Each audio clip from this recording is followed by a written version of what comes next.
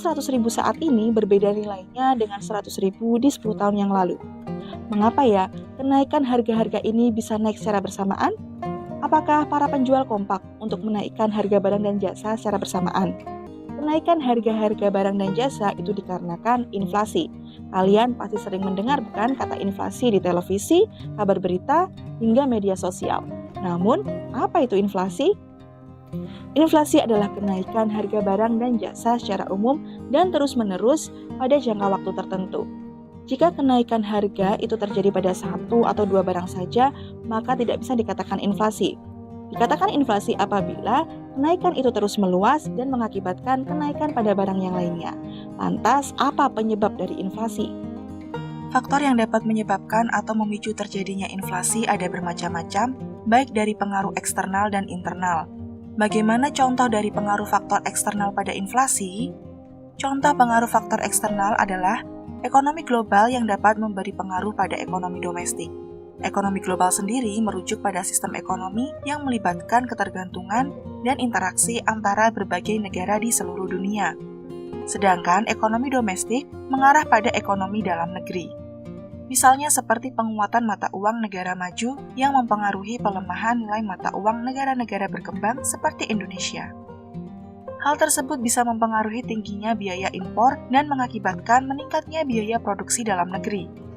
Sedangkan dari faktor internal, inflasi dapat dipengaruhi oleh permintaan yang meningkat akibat kondisi perekonomian dalam negeri. Selain itu, kenaikan harga yang ditetapkan oleh pemerintah juga bisa menjadi pemicu inflasi. Misalnya, penitipan kenaikan harga BBM yang secara tidak langsung dapat mempengaruhi biaya produksi dan distribusi secara umum. Selain itu, ada juga inflasi yang disebabkan oleh faktor kejutan seperti pengaruh dari faktor cuaca yang tidak menentu, bencana alam, maupun gangguan lain yang dapat menghambat laju distribusi barang dan jasa.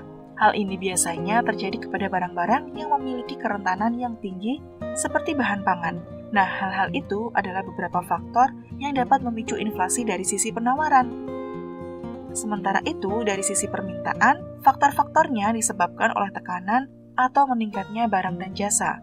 Contohnya, sering kita temui saat hari besar keagamaan dan hari besar nasional seperti Hari Raya Idul Fitri, Natal, atau Tahun Baru. Biasanya, masyarakat akan berbelanja di satu waktu yang sama sehingga ada jumlah permintaan yang besar. Sedangkan ketersediaan atau penawaran barang yang ada di pasaran terbatas. Tentu hal tersebut akan menyebabkan kenaikan harga atau inflasi. Inflasi sendiri digolongkan menjadi beberapa jenis berdasarkan tingkat keparahannya. Yang pertama ada inflasi ringan, inflasi sedang, inflasi berat, dan hiperinflasi. Apa saja ya perbedaannya? Jenis inflasi berdasarkan tingkat keparahannya. Yang pertama, inflasi ringan. Inflasi yang mudah untuk dikendalikan dan belum begitu mengganggu perekonomian suatu negara.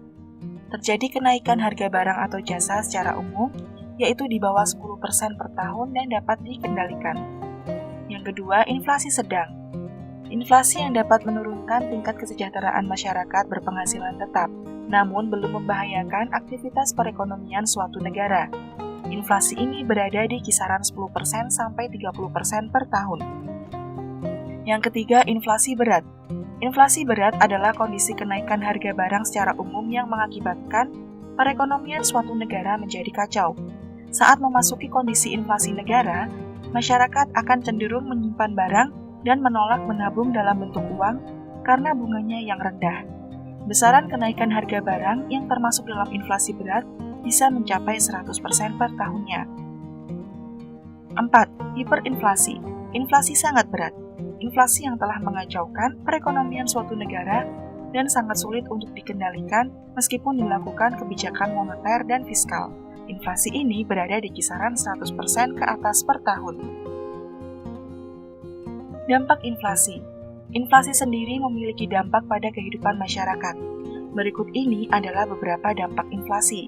Yang pertama, dampak inflasi terhadap pendapatan. Inflasi dapat memberikan dampak positif dan negatif terhadap pendapatan masyarakat. Pada kondisi tertentu, seperti inflasi lunak justru akan mendorong para pengusaha untuk memperluas produksi sehingga meningkatkan perekonomian. Namun, inflasi akan berdampak buruk bagi mereka yang berpenghasilan tetap karena nilai uangnya tetap, sedangkan harga barang atau jasa naik. Yang kedua, dampak inflasi terhadap minat. Pada kondisi inflasi, minat menabung sebagian besar orang akan berkurang. Alasannya karena pendapatan dari bunga tabungan jauh lebih kecil, sedangkan penabung harus membayar biaya administrasi tabungannya. Yang ketiga, dampak inflasi terhadap kalkulasi. Kondisi inflasi akan mengakibatkan perhitungan penetapan harga pokok menjadi sulit, karena bisa menjadi terlalu kecil atau terlalu besar. Persentase inflasi yang terjadi di masa depan seringkali tidak dapat diprediksi dengan akurat. Yang keempat, dampak inflasi terhadap ekspor. Kemampuan ekspor suatu negara akan berkurang ketika mengalami inflasi, karena biaya ekspor akan lebih mahal. Selain itu, daya saing barang ekspor juga mengalami penurunan yang pada akhirnya pendapatan dari devisa pun berkurang. Yang kelima, dampak inflasi terhadap efisiensi. Inflasi dapat pula mengubah pola alokasi faktor-faktor produksi. Perubahan ini dapat terjadi melalui kenaikan permintaan akan berbagai macam barang yang kemudian dapat mendorong terjadinya perubahan dalam produksi beberapa barang tertentu, sehingga mengakibatkan alokasi faktor produksi menjadi tidak efisien.